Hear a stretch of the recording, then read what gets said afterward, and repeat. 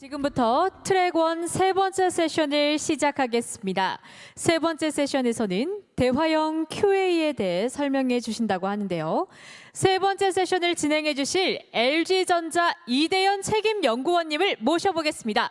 여러분 힘찬 박수 부탁드립니다.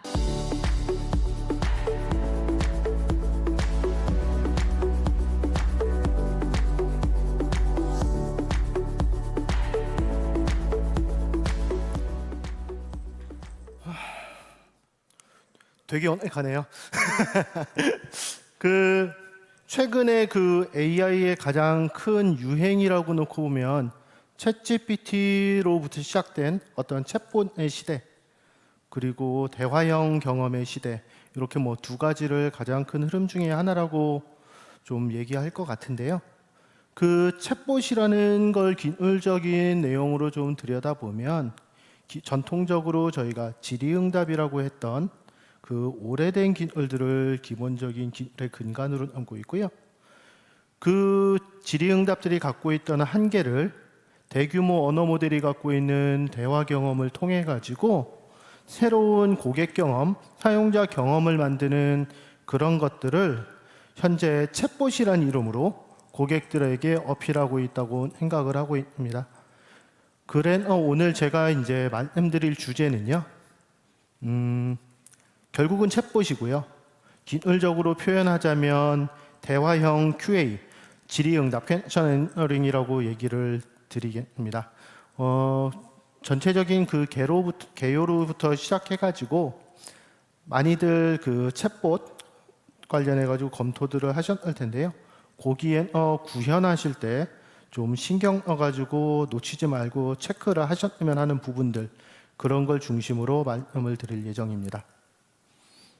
시작하기 전에 저에 대해 좀 말씀을 드리면 한 10년 전에 LG전자로 와가지고요.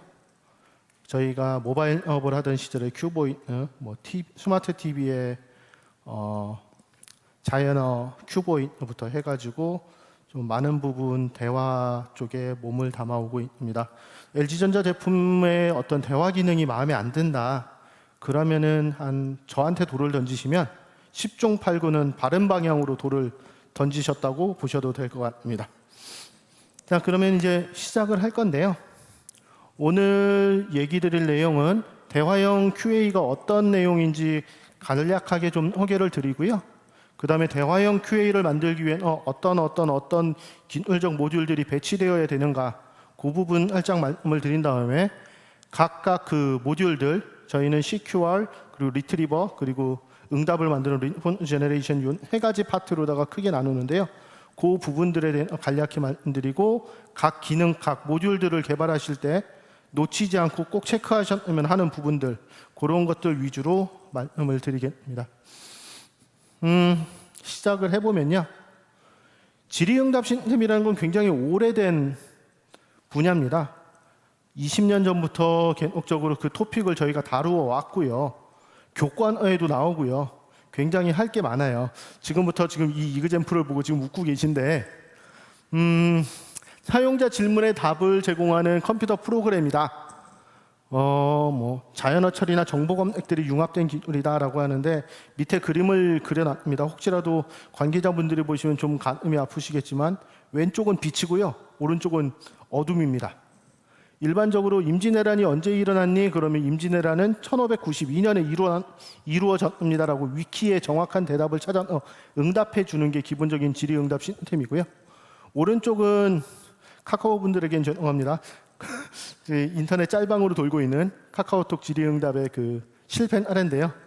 임진왜란이 언제 일어났니? 그러면은 저게 정확히 질문인지 질의응답에 대한 질문인지 이해를 못하다 보니까 스몰톡 쪽으로 이제 일반 심심이 대화 쪽으로 빠진 경험이고요. 그래도 놀랍잖아요. 임진왜란이라는 거는 사람의 이름이라고 임진왜란아 일찍 일어났니? 이런 식으로 도는 그런 내용이라고 할 수 있겠습니다. 여러분들이 구글 어시스턴트나 알렉사 같은 데 보시면은 임진왜란 언제 일어났니? 백종원 높이는 얼마니? 이렇게 단답식으로 질문에 답을 주는 것들이 지금 전통적인 질의응답이라고 할 수 있겠고요. 그러다 보니까 전통적인 그런 심플한 질의응답은 대답을 할 수 있는 범위가 되게 뻔해요. 말하기도 질문을 어떻게 해야 될지도 모르겠고요. 그러다 보니까 당연히 되게 단편적인 팩트 위주의 어떤 QA를 할 수밖에 없었죠. 그런데 이제 LLM 시대가 대두가 되다 보니까 저희가 대화형 QA라는 얘기가 나오기 시작했습니다. 뭐 컨버세이셔널 QA라고 하고 이터레이티브 QA라고도 하긴 하는데 보시면 사용자 연속적 질문하고 대화 문맥을 이용한다고 되어 있거든요. 저희가 일반적으로 호텔 직원하고 얘기하거나 컨시어지 직원들하고 얘기하거나 아니면 고객 엔터에 전화 상담원들하고 얘기를 하면은 굉장히 이렇게 대화형으로 질의응답을 하거든요. 저도 제가 궁금한 게 있지만 저의 질문을 명확하게 대답하지 못해요. 거 있잖아요. 뭐요? 에어컨이요. 그게 좀 소음이 나요. 어떻게 나는데요? 어떨 때는 덜덜거리기도 하고 어떨 때는 웅웅거리기도 하고. 밤에만 그래요? 아니요, 아침에도 그래요. 뭐 이런 식으로 대화형으로 좀 질의응답을 하게 되죠. 문제가 복잡해질수록 사용자도 자신의 질문을 명확히 한 방에 전달하지 못하고 답변도 한 번에 단답 형식으로 깔끔하게 나오지를 못해요. 그러나 대화를 통해 사용자는 자신의 문제를 좀 더 명확하고 구체적으로 전달하는 과정을 밟는 거고요. 그 과정에 질의응답 시스템은 보다 사용자 질문에 맞는 답을 찾아가는 과정, 그를 통해 좀 더 복잡하고 어려운 문제를 풀 수 있는 그런 과정들을 대화형 질의응답이라고 합니다. 대화형 질의응답을 위해서는 이제 가장 중요한 것 중에 하나가 문맥 이해죠. 앞에 어떤 분위기에 이런 얘기를 하는 거지 하는 문맥 이해가 필요하고요. 그 다음에 이제 서로 인터랙션을 하잖아요. 시스템도 물어봐요. 냄새가 나는데요. 어디가 냄새가 나요? 냉장고요. 이런 식으로 이제 시스템도 질문을 하기 시작하는 거고요. 그걸 이제 양방향이라고 표현합니다. 그러다 보니까 우리가 핸들링할 수 있는 문제가 굉장히 많아지는 거죠. 그러다 보니까 기존 시스템의 굉장히 교육이나 어떤 팩트 기반의 교육업이라든가 상식 쪽에 집중되어 있다면 이제는 개인 비어라든가 아니면 어학 아니면 고객 지원 이런 식으로 조금 더 복잡한 분야로 기술들의 영역을 넓혀가고 있는 그 근간이 되는 것이 대화형 질의응답이라고 말씀드리고 있고요. 요 간단하게 답을 보면 되게 심플합니다. 단방향이나 양방향이냐? 양방향을 하기 위해서는 당연히 앞쪽에 대화 문맥을 알아야 된다. 그리고 그렇게 똑똑해지면은 할 수 있는 내용이 되게 많아진다. 그런 내용이 되겠고요. 기술 구성에 보면 문맥을 참조한 질문 이해가 좀 들어오고요. 대화 관리라는 것들이 하나가 들어오고 대화형 응답, 그러니까 기존엔 그냥 응답을 만들었다면 대화형 응답으로 바뀝니다. 앞쪽에 문맥 다 얘기했는데 굳이 그거를 또 다시 한번 복귀하면 길게 답을 할 필요가 없거든요. 대화를 하다 보면. 그렇기 때문에 그런 정도 내용이 들어가고요. 그런데 앞에 쭉 얘기한 내용들을 들으면 제일 먼저 드는 생각은 뭐냐면 야, 챗GPT로 하면 되잖아. 왜 고민해? 챗GPT지? 라는 얘기가 나옵니다. 제가 이거를 기억이 정확히 안 나요. GPT-4인지 챗GPT인지 기억은 안 나는데 여튼 해봤습니다. LG전자 주요 사업이 뭐야? 3번에 우리의 가슴 아픈 부분이 있긴 하지만 그래도 철거하기로 결정했다라는 식으로 좀 뭔가 정확히 대답하는 것처럼 보이긴 합니다만 굉장히 그래도 질의응답을 아무런 것도 하지 않고 API만 불렀을 뿐인데 답을 굉장히 잘 하고 있죠. 마지막에 LG전자는 연구개발과 혁신을 통해 다양한 부분에 새로운 사업 기회를 탐색하고 있다는 아름다운 데코레이션까지 지금 훌륭하게 답을 해줬고요.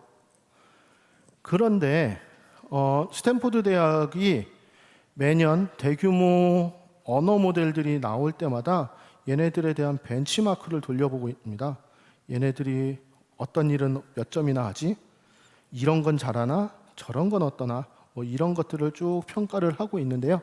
지금 이거는 스탠포드의 벤치마크 헬름이라는 거에 질의응답에 대한 액션만 따온 부분이라고 보시면 될 것 같고요. 보시면은 다빈치 003 이게 003이 챗GPT가 아니고 챗GPT의 모체가 되는 GPT-1이라고 보시면 될 것 같습니다. 밑에 챗GPT는 터보 030이라고 해서 작년 3월 1일자에 챗GPT 버전을 평가했다고 보시면 될 것 같고요. 질의응답 점수를 보시면 되게 잘하는 거에 비해 각 벤치마크들 점수가 물론 다른 모델보다는 굉장히 잘합니다. 하지만 그렇게 생각했던 얘 다 잘하는 것 같은데 점수는 별로네. 마치 이제 저희 고등학교 성적하고 비슷하죠. 난 잘한 것 같은데 왜 점수가 이거밖에 안 나와 같은 그런 느낌인데 이런 식으로 나옵니다. 실제적으로 GPT의 논문을 보면 주위에 빨간 액이 잘 보이라고 제가 이제 다시 한번 덧댄 건데 사람의 점수고요. 일반적인 사람이 할 수 있는 능력이고 그 밑에 있는 것들이 제로샷하고 원샷하고 퓨샷을 할 때의 어떤 성능이라고 보시면 될 것 같아요. 아직 사람한테 도달하지는 못해요. 그러면 사람한테 도달하지 못하는 저 부분들을 어떻게 메꿔줄까라는 이제 고민이 되는 거고요. LG전자 공식 할루시네이션 이그젠플입니다. 저희 그 신발 슈케인 초기의 이름이 슈 스타일러라고 저희들이 불렀는데 그거를 한번 해본 거죠. 야, 존언 시대에 슈 스타일러 사건이라는 게 있는데 말해줘봐. 그랬더니 이런 식으로 멋지게 그럴싸하게 만들어줬죠. 그러니까 저희들의 기대는 그런 일은 없다라는 리젝션인데 비해 챗GPT가 갖고 있는 엄청난 창작 능력은 아름다운 이런 소설을 만들어주기도 합니다. 그럼 과연 이거를 믿고 우리가 우리 실제 고객님들을 만나는 고객업인에 이걸 내보내는 게 가능한가? 이 엄청난 기술을 어떻게 하면 내보낼 수 있지에 대한 고민이 당연히 들게 되는 거고요.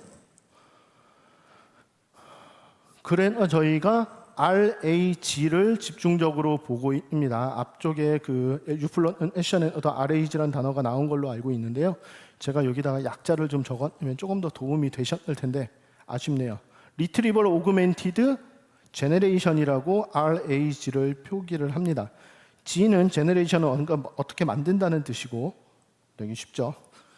리트리버는 검액이라는 뜻이고 오그멘티드는 증강이라는 뜻이니까 검액으로 증강된 제너레이션이라고 보시면 될 것 같아요.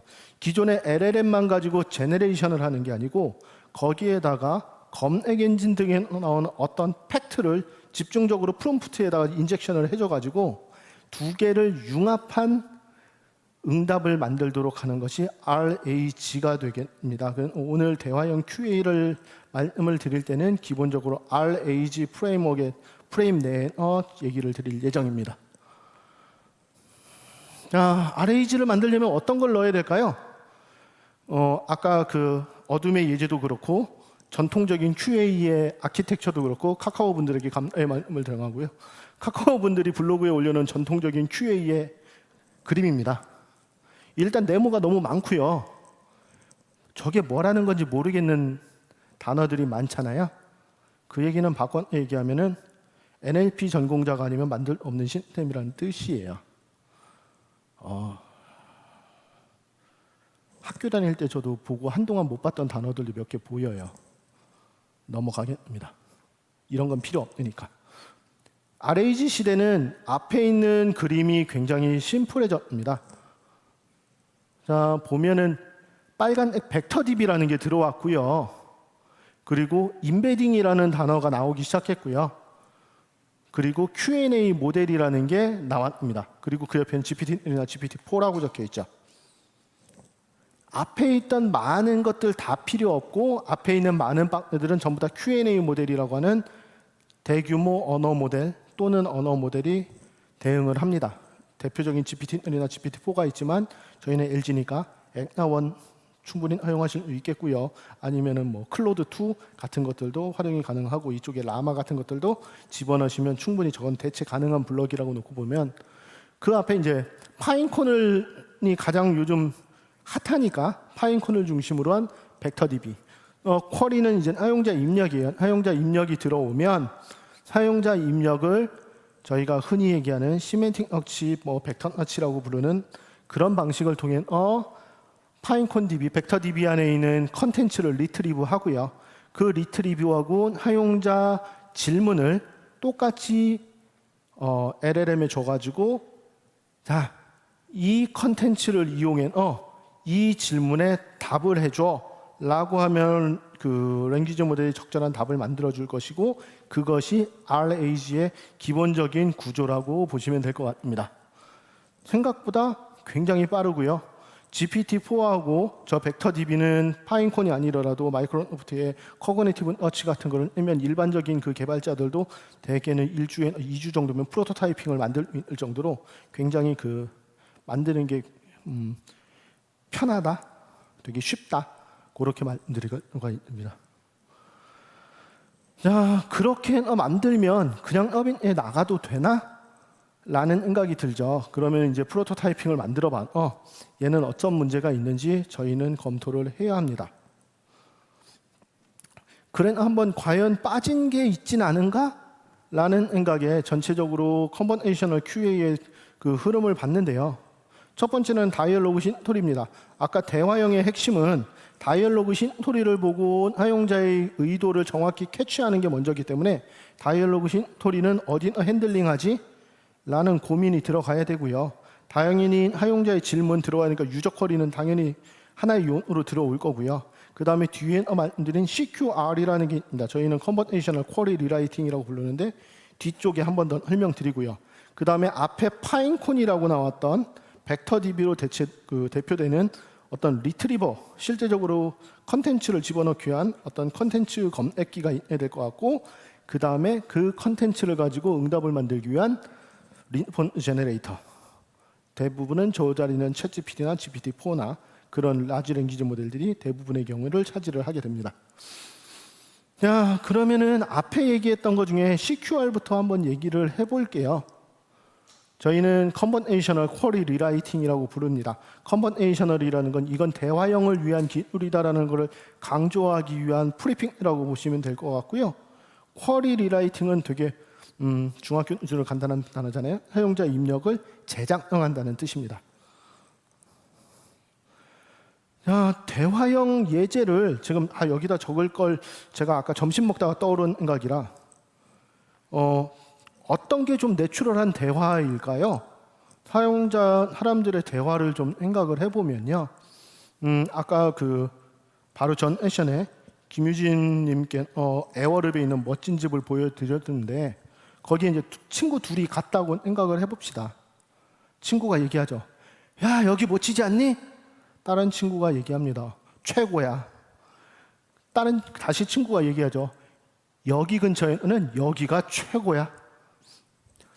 제가 지금 예제가 그렇게 내추럴 자연스럽지 않을 수도 있는데 처음에 나온 여기는 어디일까요? 그 에워랩에 있는 그 집을 얘기하는 거겠죠. 두 번째는 최고야라고 했는데 앞에 사실 에워랩에 있는 그 집은 최고야 또는 그 집의 풍경은 최고야가 생략된 거고요. 마지막에 여기 근처에는 여기가 최고야의 첫 번째 여기는 에워랩 지역을 얘기하는 걸 거고 두 번째는 그 집을 얘기하는 거겠죠. 사용자들은 적절한 대용어와 생략어를 사용하고 문맥을 이용함으로 굉장히 효율적이고 자연스러운 표현을 합니다. 하지만 전통적인 NLP 시스템들은 하나의 문장 단위를 처리하기 때문에 그런 자연스러운 입력들이 오픈 스크립트 쿼리라고 하는 불완전 쿼리가 되는 거고 모든 성능 저하의 원인을 만듭니다. 그렇기 때문에 저희는 대부분의 이 생략된 어휘 또는 그 대용어를 사용된 어휘들을 원문으로 복원하는 것이 대화형 이해의 가장 중요한 부분이다라고 생각을 하고요. 대화형 이해를 하는 것뿐만 아니라 복원된 쿼리를 통해 그 뒷단에 있는 시스템들이 전통적인, 그러니까 완전히 생략되지 않은 완전 쿼리를 사용하는 시스템들을 그대로 재활용할 수 있는 그런 강점을 갖고 온다고 생각을 합니다. 그래서 지금 이게 이제 영어에 나온 예제인데요. 앞에 말씀드린 건 시하고 대의는 과연 무엇일까? 복원하는 문제가 CQR이 풀어야 되는 가장 중요한 문제입니다. 그런데 영어하고 달리 한국어는 제로 아나폴라라고도 부르거든요. 생략어 굉장히 많아요.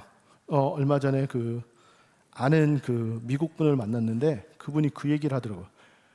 야, 나 한국어 잘하는 줄 알았는데 대화가 안 돼. 왜요? 생략어를 너무 많이 한국인들은 니들 말을 듣고는 내가 뭔 말인지 모르겠어 라는 얘기를 하시더라고요. 한국어가 그분의 표현으로는 영어에 비해 굉장히 생략어의 허용 비중이 높다. 한국어는 조금 더 문제가 어려워진다 라고 보시면 될 것 같고요. 자, 시간 관리를 해야 돼가지고 좀 더 빨리 그래가지고 대규모 데이터를 만들어가지고 한번 훈련을 시켜봤죠. 훈련 데이터는 되게 심플합니다. 요런 대화를 할 때 그래가지고 얼만데요? 저거를 LG 암12 UN650 제품은 얼만데요? 라고 복원하는 탱크라고 보면 될 것 같고요. 물론 저기 챗GPT 제일 잘 나온다니까 챗GPT 평가해 봤고요. 저거를 어떻게 하면 조금 더 빠르게 응답하게 할 수 있지라는 거 가지고 조금 더 작은 그 모델로도 한번 훈련을 해봤습니다. 제가 절대값은 아니고 챗GPT 상대값으로 준비를 했는데요. 코바트 133 밀리언 굉장히 그래도 이 정도면 좀 작은 언어 모델이라고 보시면 될 것 같아요. 챗GPT 대비 96%, 92%, 응답 속도는 62mm 정도가 일반적으로 걸리게 되고요. 폴리글랏 1.3B에 대한 파인 튠을 했을 때는 키워드 어큐러시는 떨어지고 시멘틱 시밀러리티는 조금 더 높게 나오고 대신 응답 속도는 떨어지는 그런 형태입니다. 기본적으로 CQRN은 블루나 루지 같은 전통적인 이밸류에이션을 사용을 하는데요.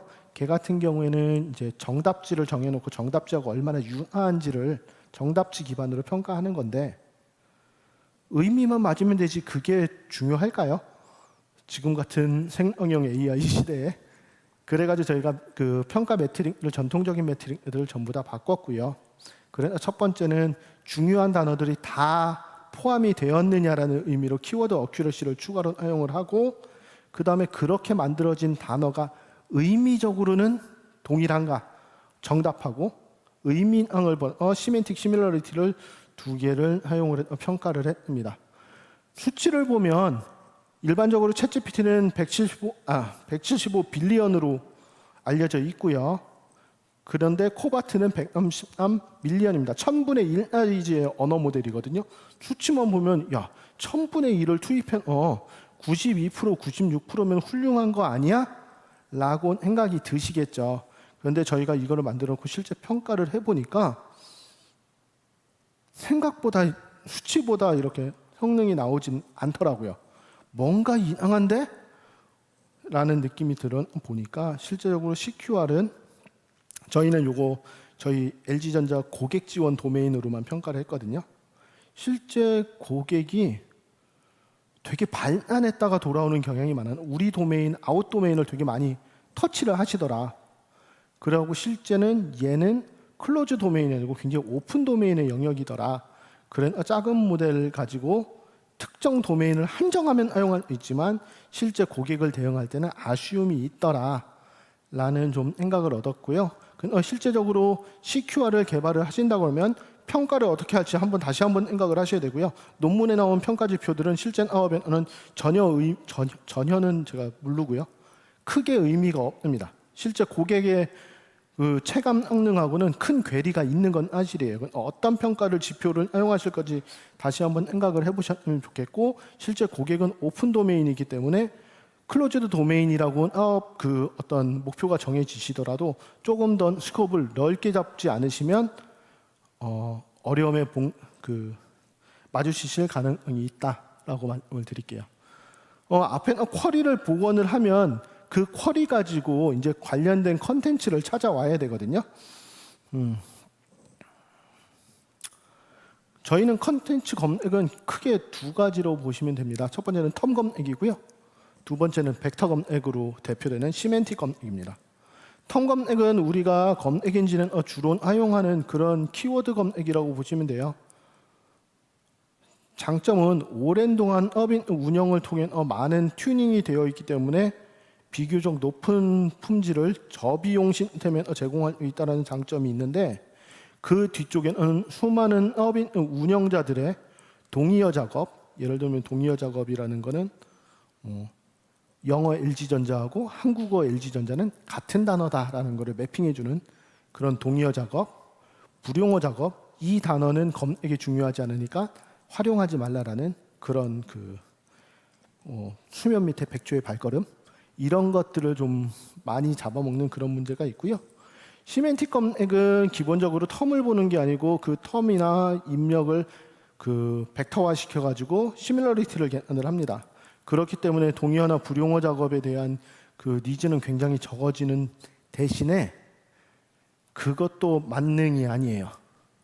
예를 들면은 엔티티에 강건하다, 약하다라고 되어 있는데, 제가 그 벡터 검색을 할 때 제일 어려웠던 것들이 뭐냐면 냉장고가 덜덜거려하고 김치 냉장고가 덜덜거려를 구분하는 방법입니다. 벡터에 넣어볼 때는 냉장고가 덜덜거리나 김치 냉장고가 덜덜거리나 그렇게 중요하지 않아요. 굉장히 윤화도가 가깝게 나와요.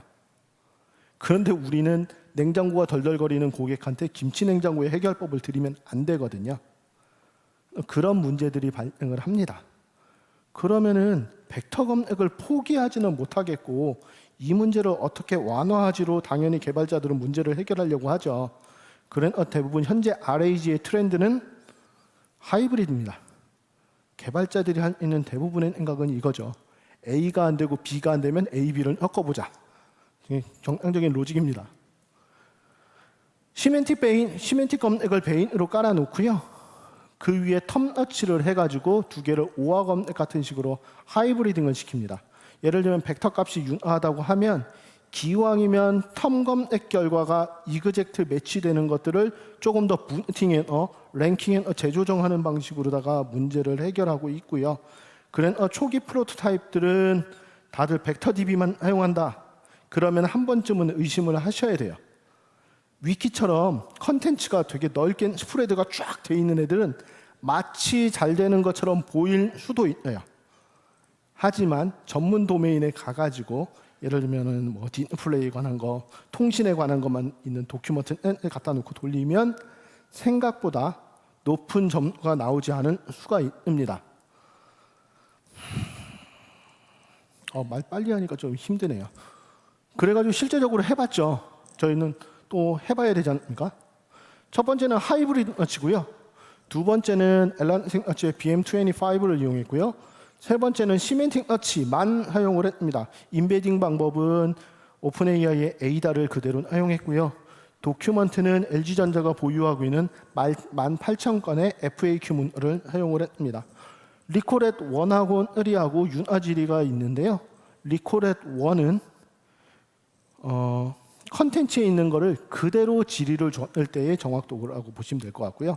리코렛 1은 컨텐츠의 제목을 다시 키워드로 줬을 때 그 컨텐츠가 1등으로 올라오는 확률. 리코렛 3는 3등 내에 컨텐츠가 올라오는 확률. 그리고 윤화지리는 그러면 그 질문을 동일한 의미로 비틀었을 때 1등으로 3등으로 올라오는 확률이라고 보시면 될 것 같습니다. 리코렛 1하고 리코렛 3는 뭐 전부 다 99점 큰 문제는 없고요. 서빙을 들어갈 때 대개 95점 넘으면 큰 문제 없다고 보시면 됩니다. 큰 문제 없고요. 그럼 이제 제일 중요한 건 리코렛 1하고 3 윤화지리에 관련한 부분인데요. 보시면은 시멘틱만 사용하거나 텀너치를 사용할 경우 리코렛 1, 리코렛 3, 리코렛 3하고 리코렛 1이 중요한 이유는 일반적인 RAG는 검색 결과를 3개, 5개 정도를 사용하기 때문에 리코렛 3라고 보시면 될 것 같고요. 그 경우에 리코렛 1인 38, 35, 51, 42에 비해 두 개를 하이브리딩 시켰을 경우에 정확도가 63%, 71%까지 좀 올라가는 것은 확인을 했습니다. 그 다음에 그 검색이다 보니까 레이텐시도 보셔야 되는데 레이텐시는 대부분 빠르면 빠를수록 좋다. 최적화하시면 된다. 그런데 당연히 텀너치는 가장 CPU 바운드고 GPU를 사용하지 않는 굉장히 저렴하면서 응답도가 빠른 방법이다.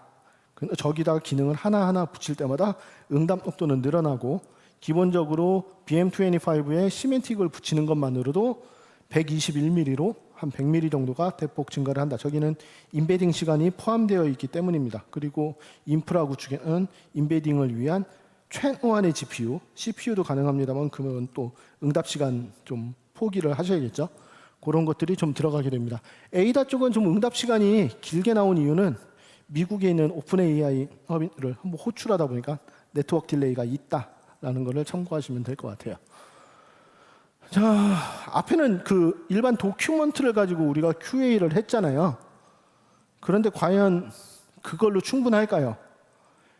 우리나라에는 가장 높은 안이 어디지? 남한이라면 한란이고 우리의 뭐 북쪽까지 생각하면 이제 백두안이겠죠.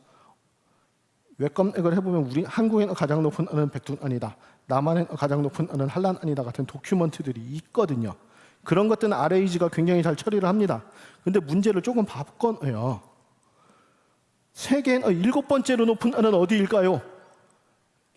그럼 이제 과연 구글을 검색하면 저기 찾아보지 마십시오. 나오면 또 난감하니까 찾아보지 마시고요.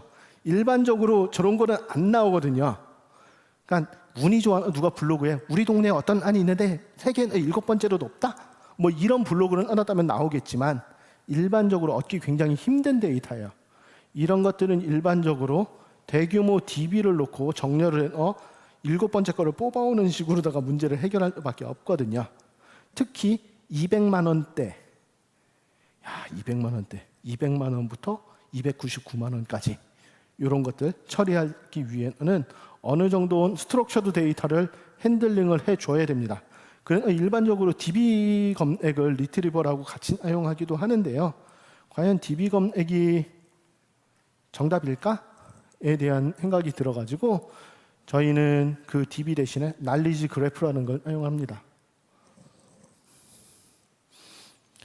날리지 그래프는 수많은 데이터들이 그래프로 연결이 되어 있네요. 그래서 단순히 원홉에 대한 어떤 검액이 아니고 그 에코노미나 그런 것까지 연역적인 추론이 가능을 합니다.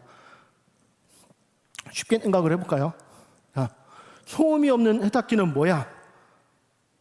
LG전자 홈페이지에 우리의 세탁기는 너무나 훌륭하기 때문에 다들 소음이 없다고 얘기하고 싶죠.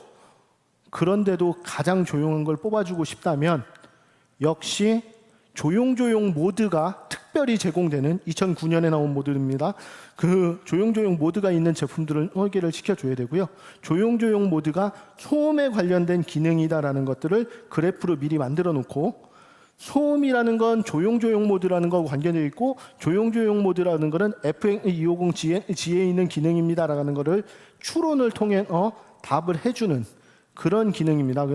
KGQA 날리지 그래프를 RAG에 활용함에 따라 보다 스트럭처드 데이터의 어떤 그 조건 검색 그런 것들을 강화할 수 있고 조금 더 추론이 가능한 답변을 만들 수 있다라는 것들이 KGQA에 대한 내용이라고 보시면 될 것 같습니다. RAG가 기본이지만 RAG로 모든 문제를 풀 수 없다. 그를 위해 스트럭처드 데이터에 대한 RAG도 필요하고 그 적절한 스트럭처드 데이터는 일반적인 DBM보다는 추론이 가능한 KG가 조금 더 적합한 방법이다라고 저희는 생각을 하고 있습니다. 관련된 서비스를 구축하신다고 하면 그 부분에 대해서도 한번 고민해 보시는 건 필요하겠다라고 생각을 합니다. 응답은 요즘 시대에 그냥 챗GPT에 집어넣으면 되잖아요. 크게 문제될 건 없어요. 작은 모델을 만들어 보실 수도 있고요. 방법론은 굉장히 많이 나와 있습니다. 그런데 여기는 제일 중요한 거는 나온 응답 성능을 어떻게 평가할 것인가에 대한 얘기인데요. 여기도 결국 블루나 루지 계열의 평가를 사용하는데 얘는 정답지하고 얼마나 유사한가를 가지고 평가를 하거든요. 언변이 화려한 사람이 정답지하고 다르다는 이유만으로 낮은 평가를 받는 것은 불공정한 세계죠. 그래가지고 저희는 조금 더 공정하고 효율적으로 평가할 수 있는 방법을 도입을 했습니다. G-evaluation이라고 하는데요. GPT가 사람만큼 이해할 수 있다고 하면 물론 그렇게 못합니다만 그럼 얘를 GPT를 평가원으로 사용하면 어떻지? 여태까지 사람이 하는 평가가 제일 좋았는데 돈도 들고 이 사람들 와가지고 평가하는 거 우리가 옆에는 가이드도 해야 되고 그리고 다음번엔 해버전이 나올 때 그 사람들 또 부르면은 저기 학기가 시작해서 못 가는데요. 어떻게 하지? 대한 문제가 생겼고요. 그래서 저희는 GPT를 이용한 G-이밸류에이션을 도입을 했습니다.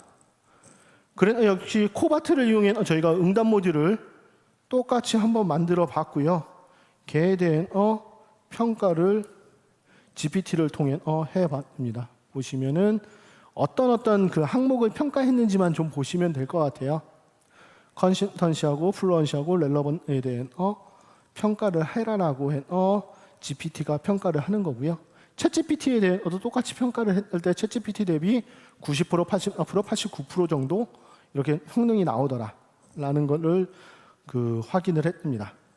이 방법론이 가장 중요한 거는 뭐냐면요.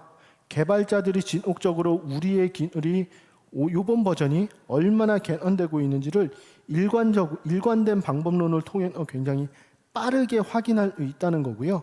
최종 더빙가 나갈 때는 휴먼 이밸류에이션을 꼭 하셔야 합니다만 개발 과정에 매번 평가원들을 불러 많은 시간을 사용할 수 없기 때문에 개발 과정에 우리의 개발 상황이 얼마나 진척되고 있는지 확인하기 위한 방법으로는 G-이밸류에이션을 적극적으로 사용하시는 것도 저희는 권장을 드립니다.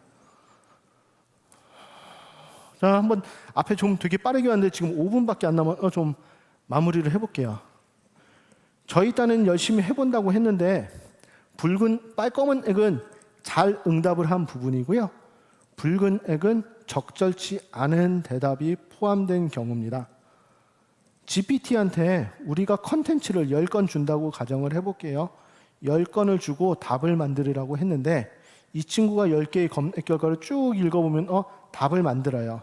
우리 마치 학교 다닐 때 글쓰기 연습하면 기능 전결을 만들겠죠. 자기도 기능 전결을 만들다 보니까 문제는 전에 들어갈 만한 컨텐츠를 검색 결과가 주지 않은 거예요. 그럼 기능은 맞다가 저는 에라 모르겠다. 그리고 적기 시작하죠. 그리고 결은 검색 결과로 따오고요. 그러면은 기능 전이 맞으면 모델에 있는 난리지고요. 틀리면은 할루시네이션이라고 부릅니다.